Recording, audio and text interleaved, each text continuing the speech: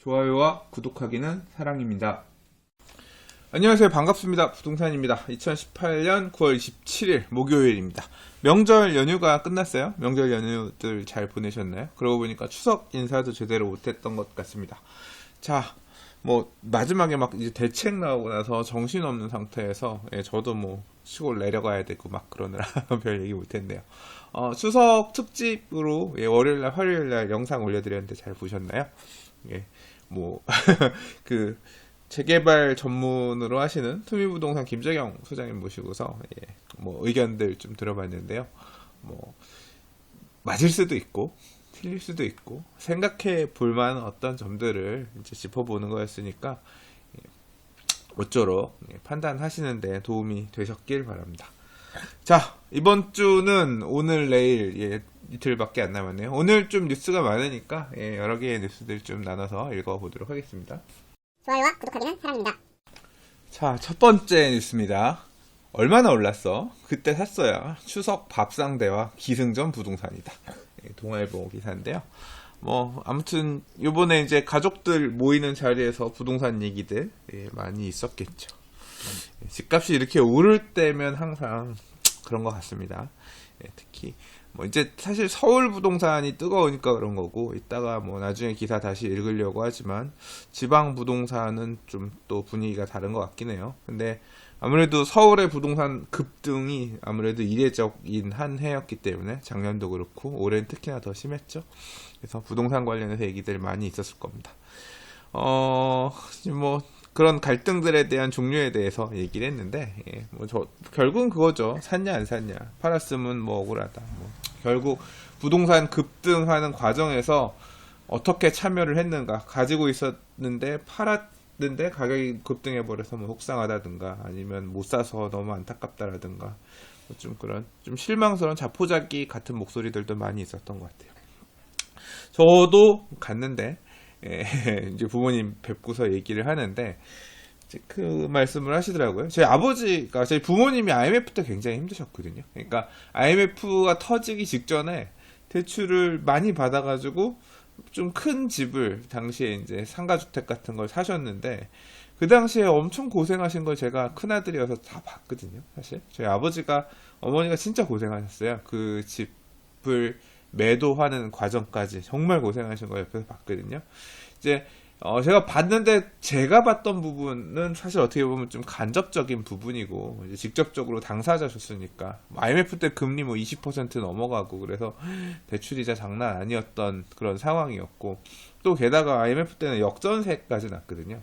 지금 역전세란 그런 문제가 아니지만, 당시 지금이랑 똑같이 비교할 수는 없겠지만, 제가 기억하기로도 그 당시에 부모님께서 당시에 그런 상가주택? 지금도 꼬마 빌딩 이런 개념으로 해서 그런 상가주택에 대한 로망들, 직장인들 보통 이제 월세 받으면서, 밑에 집이나 상가에서 월세 받으면서 위에서는 거주하면서 산다, 이런 상가주택이 당시에도 로망이 있었던 것 같아요. 그러니까 직장 생활 계속 하시던 부모님이 이제 저 군대 갈 때, 그러니까 군대 갔을 때구나. 군대 갔을 때 이제 모아가지고 그렇게 사셨던 건데, 대출 받아가지고 임대보증금 끼고 사셨던 건데, IMF가 오시면서 굉장히 힘드셨었죠. 그 당시에는 지금이랑 다르게 이제 말 그대로 IMF는 우리나라가 처음 맞아보는 경제 위기였기 때문에 전세 가격도 떨어졌어요. 매매 가격만 떨어지는 게 아니라 전세 가격도 급하게 떨어지는 상황이었거든요. 그래서 제가 기억하기로 그 원룸 같은 집들이 당시에 이제 좀 있고, 밑에 상가가 일부 있는 그런 집이었는데, 전세 가격이 3천만 원 정도였는데 전세가 2천으로 빠졌나? 원룸들 가격이 굉장히 많이 빠졌던 걸로 기억해요. 그래서 그거를 보증금을 돌려달라고 임차인들이 아버지한테 소송하고 그랬다는 얘기를, 저는 그냥 빠져서 되게 고생하셨다 정도까지만 알았는데, 이제 그런 소장들 날라오고 했던 얘기를 이번에 가니까 하시는 거예요. 그러면서 그거 임차인하고 가서 지금 빠질 때까지만 어떻게 할 테니까 조금 양해를 구하기 위해서 어쨌다 이런 말씀을 막 해주시는 거예요. 그래서 참 힘들었다. 그 과정을 겪어내는 게 정말 힘들었다라고 하시면서 저보고 집을 팔라는 거예요. 팔라고 말씀을 해주시는 거예요. 그러니까 이게 경기라고 하는 게 앞으로 좋을 수도 있고 안 좋을 수도 있고 어떻게 될지 모르는 건데, 그러니까 집을 뭐 다 팔라 그런 얘기는 아니겠지만, 가격이 많이, 제가 보유한 집도 가격이 많이 올랐어요. 그랬더니 그런 불필요한 집, 거주하지 않는 집 같은 경우는 파는 것도 생각해보라. 그래서 그런 말씀을 하시는 거예요. 그래서 양도세가 너무 많이 나와서 사실 지금 뭐 팔고 싶어도 팔 수 있는 상황이 아니에요. 세금이 이제 가격이 많이 올랐기 때문에 지금 뭐 중과세가 되고, 그래서 뭐 오른 금액의 절반 정도를 거의 세금으로 내야 됩니다. 그랬더니 절반을 세금을 내더라도 어쨌거나 손에 쥐는 현금이 있는 거 아니냐, 팔아라, 막 이런 말씀을 하시더라고요. 알겠습니다. 생각해 볼게요. 제가 알아서 할게요. 이러고서 이제 얘기를 했는데, 뭐 아무튼 부모님께서는 당시에 워낙 IMF 때 고통스러우셨기 때문에 이제 그 경험을 다시 물려주고 싶지 않으셔서 해주신 말씀이시겠죠. 사실 저는 2008년도, 9년도, 10년도, 이제 2009년 이후 금융위기 때 되게 힘들었었거든요. 그래서 뭐 제 인생의 모토가 현재 미래 행복을 위해서 너무 현재를 희생하지 말자거든요. 저도 그때 너무 힘들었기 때문에 좀 무리하게 투자하는 것을 지양하는 편이에요. 무리하게 투자하는 걸 희망하지 않아요.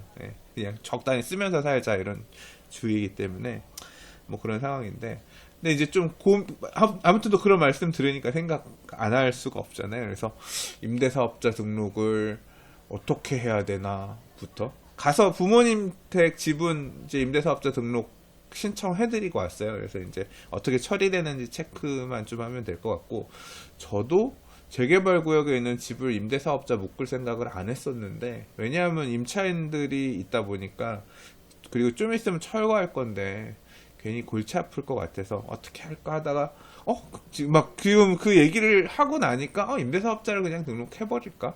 왜냐하면 일반적인 임대사업자 의무 임대 기간 자체가 일반적인 경우에는 이게 8년 임대를 해야 되지만, 뭐 5년, 8년, 4년, 8년 뭐 임대를 해야 되지만, 재개발, 재건축 등과 같이 그러니까 이주가 진행이 되고 멸실되게 된 이런 주택들, 그냥 내가 내 집 부수는 거 아니라 재개발 사업, 재건축 사업 같은 경우는 임대사업자를 냈다가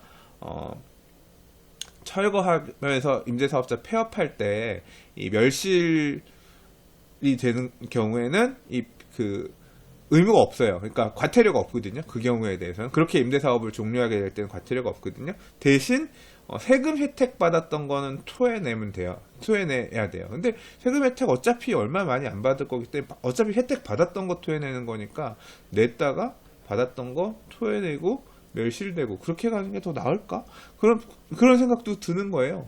그렇게 해보면 사실 이제 임대사업자를 그런 식으로 재개발 주택을 등록을 해놓으면 멸실되면서 임대사업자는 없어지는 거고, 그 과정에서 지금 살고 있는 집을 비과세 받아서 팔 수 있으니까, 그러면은 그렇게 해서 또 기회가 생길 수도 있나? 막 여러 가지 생각을 하더라고요. 원래 기본적으로 저는 지금 살고 있는 집이나 아니면 뭐 임대사업, 그러니까 재개발 투자해놓은 것도 결국은 이사 가려고, 과거에 좀 큰 평수로 이사 가려고 재개발 투자를 2010년에 한 거거든요. 그러니까 살고 있는 집에서 이제 그거 세놓고 큰 집으로 이사 가야지 뭐 이런 마음으로 했는데, 지금 10년이 돼버렸네. 10년이 됐는데, 아무튼 여러 가지 생각을 하게 되더라고요.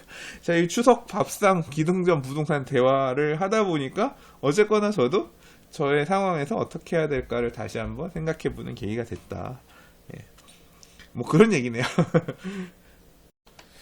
자, 아무튼 세금이 많이 늘어나고, 이따 뭐 금리 얘기도 잠깐 하겠습니다만, 금리도 올라갈 가능성이 어느 정도는 있어 보이고, 부동산에 대한 어떤 고정적인 비용이 증가한다는 얘기는 유쾌한 일은 아니죠. 그래서 뭔가 좀 대비를 해야 될 시기인 것 같긴 합니다. 계속 시기였긴 하죠. 대비를 했어야 되긴 하는데, 아무튼 좀 더 밀도 있게, 좀 촘촘하게 저도 생각을 해봐야 될 것 같네요. 여러분들도 모쪼록 좋은 해답들을 찾으시기 바랍니다. 좋아요와 구독하기는 사랑입니다. 자, 청약통장 전성시대 가입자 수 2,400만 명 돌파라는 제목의 기사입니다. 청약통장이 종류가 여러 가지가 있죠. 이제 제가 청약통장을 만들었을 때는 저도 주택청약 종합저축이란 게 있어요. 있는데 몇 번 안 넣었거든요. 1순위도 아니고 뭣도 아니에요. 저 같은 경우는. 이미 유주택자라서 청약통장 써봐야 쓸 수도 없다. 당첨도 안 된다 생각해서 돈도 안 넣은 것 같아요. 만든 지 거의 한 10년 된 것 같은데. 근데 그 이전에는 뭐가 있었냐면 청약예금, 부금 저축이라고 있었어요. 그래서 지금은 이제 요거 가입 안 하고 주택 청약 종합저축이란 걸로 하지만 과거에 가입해서 있었던 사람들도 이거 가지고 이제 청약 예금 부금은 민영주택 청약하는 거였고 청약 저축은 이제 공공에서 분양 SH나 LH에서 분양하는 아파트 받을 수 있는 거였는데 저도 갖고 있었어요. 예, 청약 저축 갖고 있다가 중간에 이제 돈 필요할 때 해지해 버렸거든요. 어차피 유주택자가 되어 버려 가지고 청약 저축 쓸 데 없을 거다 해서 해지해 버렸는데 그리고 나서 이제 주택 청약 종합 저축 만들어 놨는데 막상 뭐 쓸 일 있겠어 해서 지금 1순위를 안 만들었는데 이것도 돈 넣어서 1순위 만들어야 되는데 생각해 보니까 아무튼 예, 청약 통장이 이렇게 많이 늘어서 2016년 1월에 2천만 명을 돌파한 이후에 2년 7개월 만에 400만 명이 청약 신청으로 더 늘어서 2,400만 명이 넘어섰다 그래요. 이 주택 청약 종합 저축만 하더라도 2,200만 명을 넘어서서 지금 2,200만 명이 아니라 2,216만 9천 명으로 예, 지난달보다 16만 2,660명이 늘었다고 합니다. 단순히 2,400만 명이면 얼마예요? 우리나라 국민이 5천만 되나요? 절반은 갖고 있다는 얘기죠. 예, 절반은 갖고 있다는 얘기야. 그 중에서 이 2,200만 명 중에서 1순위 가입자가 절반이 넘는 1,135만 명이래요. 1,000만 명 정도가 1순위인 거야. 청약 종합저축 갖고 있는 사람만 하더라도. 인천, 경기가 691만으로 가장 많고 서울이 557만이라고 합니다. 와. 진짜 많아. 이렇게 1순위 통장들도 되게 많고 청약 받고 싶은 사람 많은데 뭐 지금 주택 공급은 어때요? 뭐 여러분들 아시겠지만 공급 물량 자체는 제한적이잖아요. 구조적으로 청약 경쟁률이 높을 수밖에 없고, 그러니까 이게 뭐 시장이 안 좋을 때는 청약 통장 안 쓰고 그냥 들고만 있는 분들도 많이 계시긴 하죠. 뭐 지금 경기 안 좋은 지방 같은 경우 청약 통장 그 동네 1순위 통장이 있지만 사람들 안 쓰잖아요. 그것처럼 서울도 안 좋을 때는 청약 통장 안 썼지만 만약에 경기가 좋아지고 집값이 올라갈 것 같다라고 생각하면 사람들이 이 집 1순위 통장 들고 있는 사람들이 다 수요로 바뀌면서 실제 수요로 바뀌면서 높은 경쟁률을 만들어내는 원인이 되는 거죠. 자, 뭐 앞으로 정부에서 뭐 좀 더 택지들 만들고 해서 신혼희망 타운 같은 경우는 당장 올해 말, 뭐 내년 이렇게 해서 그렇게 절대적인 물량이 엄청 많은 건 아니지만 단기적으로 이렇게 많아 보이지는 않고 또 사실 신혼희망 타운 같은 경우는 청약 통장 문제라기보다는 이 신혼희망 타운에 들어가기 위한 가점 점수 높이는 게 사실은 더 중요한 문제긴 한데요.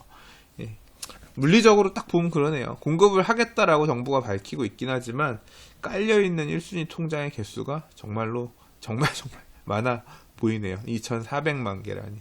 1순위 통장, 그것도 주택 부금 예금 빼고 만능 통장만 해서 1,000만 개가 넘는다니 어마어마하네요. 참 청약으로 집 분양받기 정말 힘든 시대에 살고 있는 것 같습니다.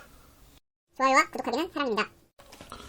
자, 금리 얘기 좀 해볼게요. 미국이 요번에 또 금리를 올렸어요. 그래서 올해 세 번째 인상을 했는데 우리나라는 지금 금리가 안 올라갔죠. 그래서 미국의 금리가 우리나라보다 기준금리가 더 높아요. 그래서 이미 역전이 됐고 역전 폭이 0.75%포인트 차로 커졌다라고 합니다.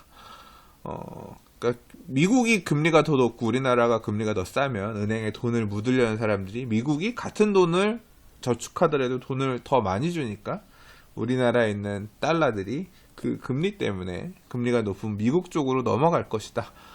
미국으로 유출될 것이다. 그렇게 되면 우리나라가 이 달러가 없어가지고 나라 망한다 얘기 나왔던데 말고 소위 말하는 외환 위기가 바로 아까 좀 전에 얘기했었던 이 IMF 때 아니에요. 이제 그런 위기가 오지 않겠냐. 결국 이런 어떤 금리 차이에서 오는 외화 유출을 막기 위해서는 우리나라도 금리를 올려야 되는 거 아니냐. 이제 그런 얘기가 이것 때문에 나오는 거죠. 기사에서는 이렇게 얘기합니다.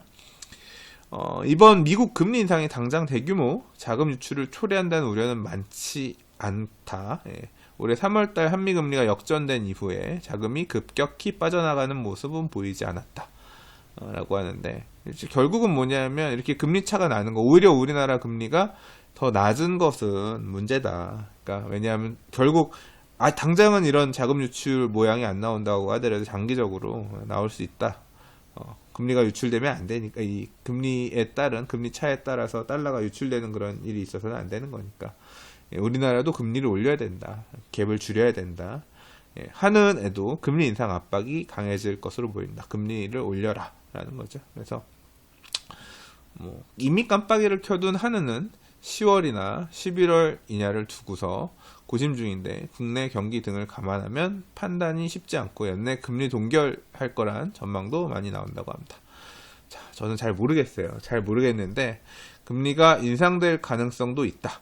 금리 인상이 될 가능성도 있고, 금리 인상을 하게 되면 내 입장에선 뭐가 문제다? 대출 이자가 늘어난다. 원금 상환하느라도 허리가 휘는데 대출 이자도 늘어나고, 정부에서는 소득세가 아니라 보유세 늘린다고 지금 공공연하게 하고 있고, 주택을 보유하는 것에 따른 세부담, 대출을 저처럼 많이 끼고 있는 사람 입장에서는 고통스러운 모양새가 슬슬 좀 더 와닿기 시작한다. 그런 얘기라고 할 수 있습니다. 좋아요와 구독하기는 사랑입니다. 자, 녹화를 하다 보니까 오늘 9월 27일인데 날짜를 안 바꿨네요. 그래서 아까 9월 18일 표시된 거, 그 오류입니다. 9월 27일 뉴스예요. 자, 내달 DSR, RTI 대출 규제안 발표한다. 예외를 줄이고 한도를 강화하겠다라는 제목의 기사가 보입니다. 이 금융 규제가 한층 더 촘촘해지는 것 같아요. 이 DSR도 되게 이 기준을 어떻게 잡느냐에 따라서 굉장히 세게 작동할 수 있는 그런 규제인 것 같습니다. 27일 금융권에 따르면 금융당국은 총 부채 원리금 상환 비율 DSR, 그리고 임대업 이자 상환 비율 규제안을 RTI 규제안을 10월 중에 발표하겠다. DSR은 가계대출 원리금 상환액을 모두 더해서 소득으로 나눈 값인데, 우선 대출 원금의 경우 주택담보대출, 잔금대출은 실제 대출 기간 최장 10년 기준으로, 중도금 유지비 대출은 25년으로, 신용대출은 10년으로 나눠서 모두 합친 다음에 여기에 전세보증금 대출을 포함한 모든 대출의 실제 이자 상환액을 더한 금액이 연소득에서 차지하는 비중이 자신의 DSR이다. 이게 DSR이 이제까지는 금융권에서 시범 운영됐는데 다음 달부터 관리 지표가 돼서 금융회사는 돈을 빌려줄 때 DSR을 따져야 되고, DSR이 너무 높으면 대출이 거절되거나 일부만 승인된다는 의미라고 합니다. 저는 마이너스 통장 10년 지나가지고 소득이 많지 않아서 마이너스 통장 때문에 은행 갔는데, DSR 때문에 한도가 다른 기준에서는 나오는데 DSR 기준을 적용되니까 기존의 담보대출 원금 상환하고 있고 이런 것들 많아서 원리금 상환하는 게, 제가 원리금 상환하는 대출이 2개 정도 있죠.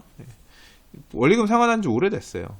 상환한 지 오래됐는데, 이렇게 상환을 하고 있다 보니까 이게 DSR이 안 나오나 봐요. 그래서 마이너스 통장으로 받을 수 있는, 마이너스 통장이 일종의 버퍼처럼 필요할 때 좀 갖다 쓰고 마이너스 좀 썼다가 이제 돈 생기면 다시 채워줘서 통장에 쌓여 있다가 일종의 좀 위기 시에 쓰는 어떤 그런 자금으로서 나름 도움이 되었었는데 이제 큰일 났어. 그래서 아무튼 그렇습니다. 이 DSR이 그렇게 이제까지는 금융권에서 자율적으로 운영했는데, 제가 거래하는 은행이 자율적으로 운영했던 거죠. 다음 달부터 규제한다 그랬으니까 10월 달이니까 다른 은행으로 가면, DSR 지금 적용하는 은행 가면은 마이너스 통장 쓸 수 있을래나? 네, 이거 생각해 보니까 그러네. 이거 한번 알아봐야겠다. 아무튼 그렇게 10월 달부터는 운영한다. 그래서 지금 요 감안하시면 좋겠고요. 저는 이거 제가 국민은행에서 까였는데 네, 국민은행은 DSR을 자체적으로 운영했었거든요.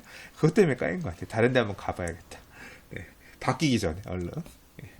그래도 마이너스 통장 쓸 수 있는 거 있고 없고 차이가, 그래도 안정감 측면에서 항상 이 돈이 매달 벌리면 좋겠지만, 저 같은 자영업자는 돈이 안 벌리는 달들도 있거든요. 그래서 또 돈을 갖다 기본적으로 해도 유지비, 고정비들은 나가기 때문에 필요한 거라서 한번 좀 알아봐야겠네요. 자, RTI. 이 DSR 같은 경우도 퍼센트를 어떻게 두느냐에 따라서 이게 굉장히 빡셀 수도 있고 약간 느슨할 수도 있는데, 조금 강력하게 지금 그러니까 금융당국에서 은행에다 규제라고 하는 거고 기준 자체도 좀 빡빡하게까지도 유도하게끔 하는 어떤 그런 방안을 얘기하고 있는 것 같아요. 그다음에 RTI 강화 방안 얘기가 있는데요. 부동산 임대업자의 연간 임대소득을 해당 임대업 대출의 연간 이자 비용과 해당 임대 건물 기존 대출의 연간 이자 비용 합으로 나눈 배율이다. RTI는 1.25배, 주택이 아니면 1.5배를 넘어야 대출이 이루어졌는데 이 기준을 상향 조정하는 방향을 검토하고 있다. 이게 뭔 소릴까?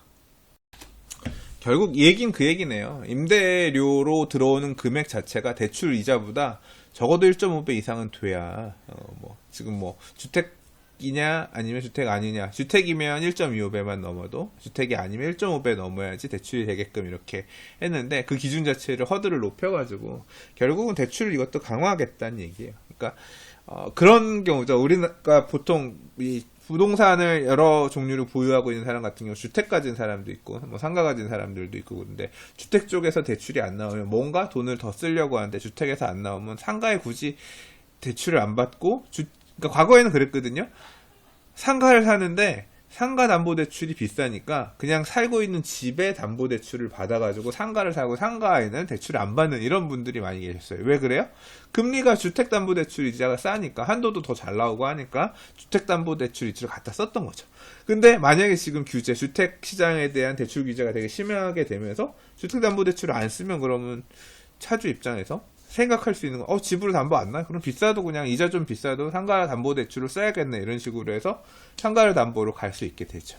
반대로, 나 이자까지 대출을 안 받았었는데 집을 사는 데 있어서, 주택 사는 데 있어서 담보 대출 쓰기가 어렵다라고 하면 그냥 상가 담보 대출 꺼내 써가지고 그걸로 집을 더 사도 되지. 이런 식으로 사람들이 생각할 수도 있겠죠. 그러니까 결국 이 대출의 유용이 발생하게 되는데, 이제 그런 부분들도 좀 타이트하게 맞게서 어쨌거나 부동산을 담보로 대출을 쓰는 것들은 여러 형태로 막겠다. 그러니까 RTI 기준 자체를 높이겠다는 얘기는 그만큼 임대소득이 이자보다 더 많아야지 된다는 얘기인 거니까 임대료가 그만큼 담보되지 않은 대출은 진행이 어렵다는 얘기인 거잖아요. 그래서 RTI도 건드리고 DSR도 건드리고 해서 10월 중순 이후부터는 이렇게 대출 받는 금융 문턱을 더 높이겠다. 이렇게 지금 얘기한다고 합니다. 참고하셔서 미리미리 대비해 두시기 바래요. 좋아요와 구독하기는 사랑입니다. 자, 내용이 길어져서 오늘 한 4개 정도 기사 꼽아놓은 거 더 있는데요. 그거는 2부에서 다시 읽도록 할게요. 이따가 그 영상도 잘 봐주시면 감사하겠습니다.